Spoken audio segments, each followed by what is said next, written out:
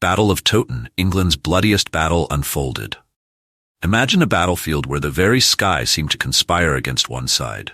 Snow, thick and blinding, descended upon thousands of soldiers as England's fate hung in the balance. But how did it all come to this?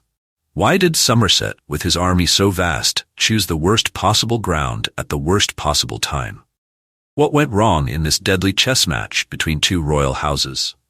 This is not just a battle of blood and steel. It's a tale of betrayal, missed opportunities, and fatal decisions. From Edward IV's meteoric rise after his crushing victory at Mortimer's Cross to the bitter tragedy of Wakefield, where the Christmas spirit gave way to brutal slaughter, the road to Towton was paved with ambition, revenge, and tactical blunders. And in the snowstorm that consumed Towton, where vision was lost and arrows rained down like fate itself, one decision sealed England's future. So, how did a snowstorm write England's destiny in blood? Why did the Lancastrians, with their overwhelming numbers, fall apart under Edward's relentless charge? What treacherous twists lay hidden beneath the icy battlefield? And perhaps most intriguing of all, what can we learn from the deadly miscalculations that led to Somerset's downfall? Stay with us and dive into the storm that changed England forever. Hit that subscribe button and click the notification bell so you don't miss out on the next dramatic chapter in this historic saga. The stage was set long before the Battle of Towton. England, already exhausted by decades of dynastic struggle, was ready to tear itself apart. The Wars of the Roses had devolved into a series of bitter, bloody confrontations between the rival houses of York and Lancaster. As 1460 drew to a close, the country had become a powder keg, and all it needed was a spark. That spark would come on the frozen fields of Wakefield in late December 1460. After Richard, Duke of York, secured a significant victory at the First Battle of St. Albans in 1455, he was named the heir to the mentally fragile King Henry VI. It seemed for a brief moment that York might seize the throne through a stroke of political maneuvering. But York overplayed his hand. He didn't want to wait.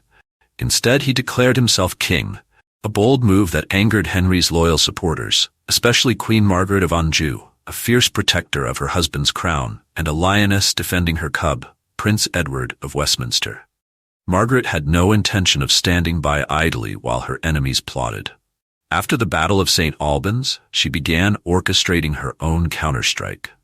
While York was named the heir, Margaret's political machinations were in full swing behind the scenes, rallying the Lancastrians to her cause. She forged alliances with powerful northern magnates like Henry Beaufort, Duke of Somerset, and Henry Percy, Earl of Northumberland. Together, they would form a deadly coalition aimed at destroying the Yorkists once and for all. Meanwhile, York was busy in London, growing comfortable in his position as Henry's declared heir. But Margaret was plotting to put an end to that.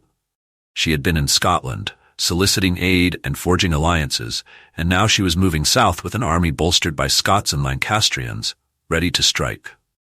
On Christmas Day, 1460, Richard, Duke of York, who was holed up in Sandal Castle, believed he could win a decisive victory over Margaret's forces, led by Somerset and Northumberland. He rode out, confident that his army could crush the Lancastrians. But what followed was a massacre. In a devastating ambush, York and his forces were surrounded. The battle quickly turned into a bloody rout, and Richard, Duke of York, was captured and killed. His second son, Edmund, Earl of Rutland, was slaughtered as he tried to escape. The Lancastrians were in no mood for mercy.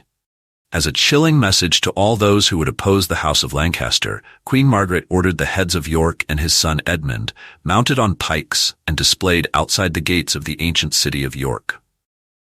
The Duke's head, topped with a paper crown, served as a grisly reminder of the consequences of defying the Lancastrians. The city's walls were lined with spikes, enough room for traitors' heads. Space was left, notably, for the next Yorkist pretender, Edward, son of Richard and the Earl of Warwick. This was personal now.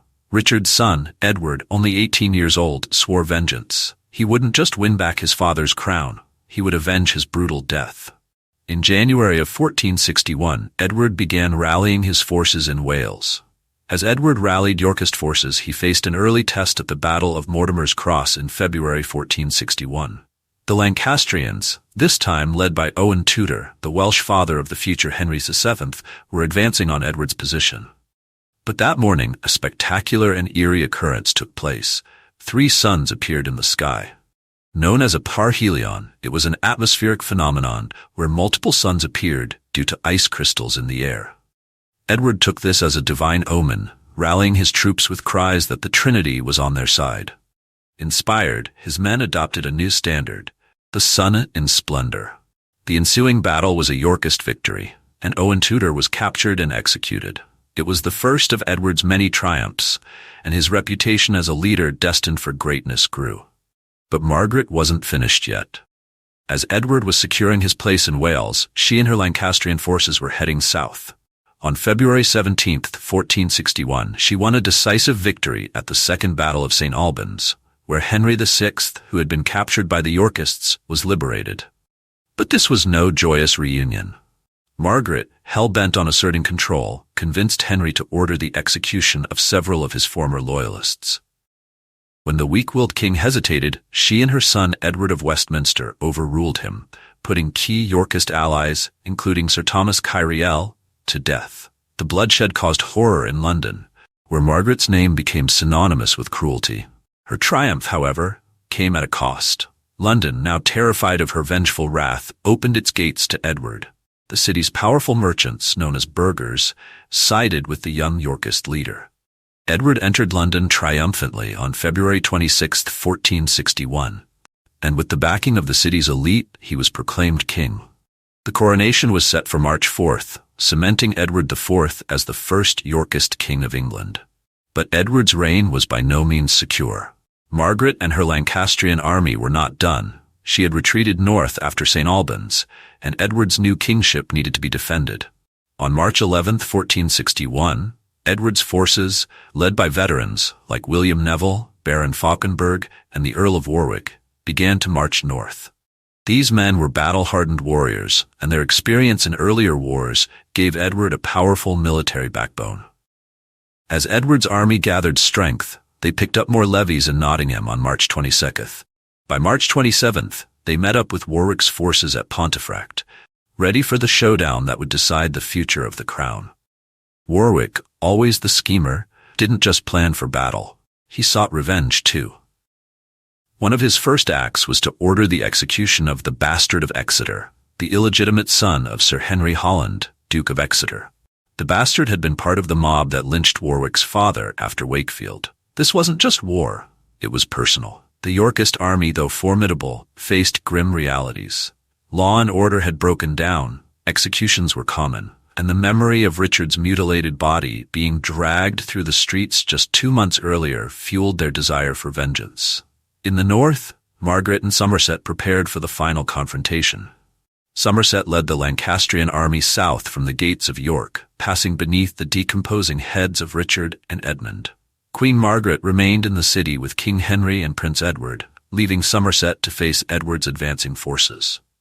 By March 29th, 1461, the two armies had arrived near Towton. What followed would be the bloodiest single day of combat in English history. The day before the bloodiest battle in English history was deceptively calm. Snow fell softly, blanketing the ground, but there was no peace in the hearts of the men marching to their fate. It had been a bitter journey, filled with exhaustion and grim determination, as both the Lancastrians and the Yorkists knew that this battle would decide England's future. History isn't just about dates and facts, it's about stories. Stories of triumph, betrayal, love, and war that have shaped the world we live in today. By subscribing to our channel, you're not just following along, you're becoming part of these epic tales. Imagine being the first to dive deep into the dramatic rise of kings, the fall of empires, and the battles that turn the tides of history. You'll experience gripping narratives, unravel hidden plots, and see history come alive with every video we release. Each battle we cover holds lessons that echo in today's world. And by subscribing, you won't miss a single moment of these jaw-dropping, game-changing events. So hit that subscribe button, because together, we'll not just witness history, we'll live it. And trust me, you won't want to miss what's coming next. The Lancastrian commander Edmund Beaufort, Duke of Somerset, was no fool, but he wasn't exactly basking in brilliance either. After crossing the river wharf, he positioned his men on a wide ridge just southwest of Towton, between the Renshaw and Castle Hill woods, flanked by the River Cock. Now, for anyone not accustomed to medieval warfare, that ridge must have seemed like a masterstroke. Elevated ground? Check. Woods for cover? Check. But Somerset hadn't factored in one crucial detail. Mother Nature was in a nasty mood. Now, imagine you're Somerset. You're standing on this beautiful ridge thinking, yes, a fine spot for a battle. What you didn't expect was a snowstorm coming in hard from the north, the very direction your enemies would be attacking from, but more on that later. While Somerset was setting up camp, his scouts reported that 500 Yorkist soldiers were mucking about at Ferrybridge, struggling to repair a bridge over the River Aire. Somerset, smelling an opportunity, dispatched Lord Clifford and John Neville, Baron of Raby, to intercept the Yorkists. These two Lancastrian barons, it should be noted, were up to no good and had no qualms about stabbing their own cousin in the back. Yep, Clifford and Neville were related to none other than Warwick the Kingmaker's brother, the bastard of Salisbury. Awkward family reunion, anyone?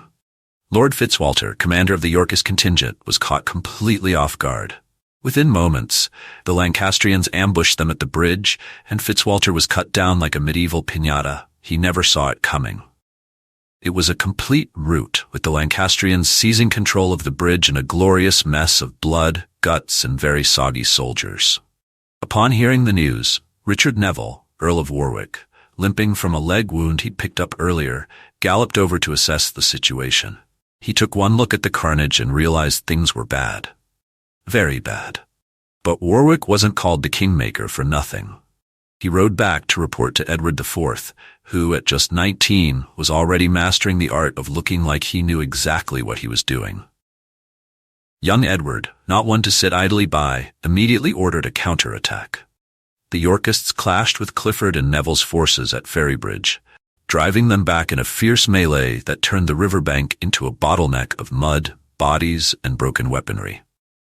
Over 500 men were lost in the frenzy, their bodies falling into the icy waters of the River Aire. The scene was so chaotic that Clifford and Neville had no choice but to retreat. But Edward wasn't done yet. He sent his veteran commander, Sir William Neville, Lord Falkenberg, to cross the river at Castleford. Of course, that meant riding back through Pontefract and taking the old Roman Ridge Road in a wide circle before finally arriving at Castleford. It was a bit of a detour, but the plan worked like a charm. Falkenberg's cavalry hit Clifford and Neville's men like a freight train, scattering them in all directions and cutting down both commanders at Dinting Dale, just north of Saxton. The Yorkists pursued the Lancastrians right up to Somerset's main camp. After the debacle at Ferrybridge, Edward knew he had to make his stand. His men marched to the hamlet of Sherburn in Elmet, where they made camp, licking their wounds from the river battle. Morale was low, and with no sign of the Duke of Norfolk's reinforcements, Edward's odds weren't looking great. But if there was one thing Edward had, it was audacity. Come Palm Sunday, March 29th, 1461, both armies stood on the precipice of history. The Lancastrians deployed across a 100-foot-high ridge, stretching over 1,000 yards. Their forces were vast, 30,000 strong, led by Somerset, the Earl of Northumberland, and Andrew Trollope. Against them stood Edward's 25,000 men, including 3/4 of England's nobility, 4 dukes, 4 earls, and 20 barons, all braced for battle. As dawn broke, the sky unleashed a snowstorm of biblical proportions, with howling winds blowing directly into the faces of the Lancastrian troops. Edward's eyes gleamed. "Perfect," he whispered. He ordered his archers to shoot blindly into the storm, their arrows disappearing into the swirling white abyss. Now the Lancastrians were in a bind. Unable to see their enemy, they fired back, but the wind dragged their arrows short, falling uselessly in the snow. Meanwhile, Yorkist soldiers simply plucked the enemy arrows from the ground, reloading and continuing the slaughter. It was as if the very weather had conspired against the Lancastrians. Realizing they were sitting ducks, Somerset bellowed, "Charge!" The Lancastrians surged forward, snow crunching beneath their boots, swords drawn, and the battle became one of raw, brutal combat. King Edward, ever the fearless leader, fought at the front, swinging his sword with a vigor that belied his youth. Beside him, Warwick hobbled on his injured leg, yet still cut down foes with the cold efficiency of a man who had made and unmade kings for sport. Lancastrian soldiers screamed as they hacked and slashed their way through the Yorkist line, but the wind, the snow, and the terrain turned against them.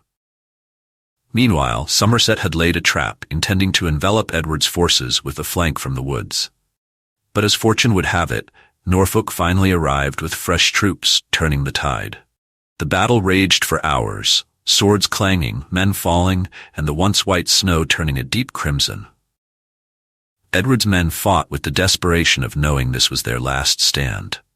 And then it happened. Lancastrian ranks began to falter.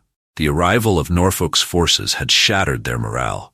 Seeing his men fall back, Somerset fled, leaving his soldiers to die. Northumberland and Trollope were slain in the chaos. The retreating Lancastrians were cut down mercilessly as they attempted to cross the River Cock.